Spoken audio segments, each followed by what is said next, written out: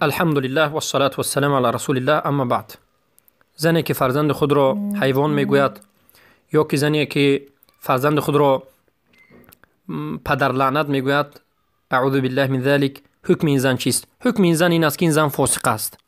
البته لعنت کردن و یک کسی دیگر را دشنام دادن این فسق است، چخیلی که رسول اکرم صلی الله علیه و سلم میگن سباب المسلم فسوق و قتال و کفر. دشنام دادن مسلمان این فسق است و قتل کردن مسلمان این کفر است. البته کفر دون الکفر، حدیث است. بارک الله فیکم. اما چی برسد به مادری که فرزند تولد کرده خود، اون فرزندی که 9 ماه در شکمش گران میگشت و 2 سالش شیر داد و بعد از این باز این فرزند خود را دشنام میدهد و لعنت میکند. باید دانید که معنای لعنت چیست. لعنت ای طرد رحمت الله. لعنت کردن یعنی لعنت بر تو باد. وقتی که کسی رو میگد معناش این است که از رحمت الله دور باشی و به غضب الله گرفتار شوی. بدترین دشنام در روی عالم. بارک الله فیکم.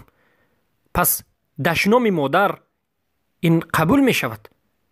بجای این مادر دعا بکند، بجای این مادر زبانش را داند، برای این استغفر الله بگوید. البته شیطان هم هست که به نهایت وسوسه میکند. پس نصیحت ما به این مادر این است که توبه کنند و بازایستند از این عملهای زشت، از این عملهایی که گناه کبیره است. هر یک لحظه گناه کبیره است. ما عقیده داریم اهل سنت و الجماعت هر کسی که گناه کبیره را انجام داد، توبه نکرد و وفات کرد، در مشیت الله است. الله کسی را خواهد میبخشد و اما این بنده مستحق عذاب است. عذاب میکشد و بعد از این به جنت میدارد. و گناه کبیره این گناه بی‌نهایت وزمین است و باید از این دست کشید. بارک الله فیکم. پس البته این انسان کافر نیست. کسی که با گناه کبیره کس رو کافر میگه این خوارج است و ما اهل سنت و جماعت کسی رو با گناه کبیره کافر نمیگوییم. و البته این گناه کبیره است و خصوصا برای مادر نمیزیبد.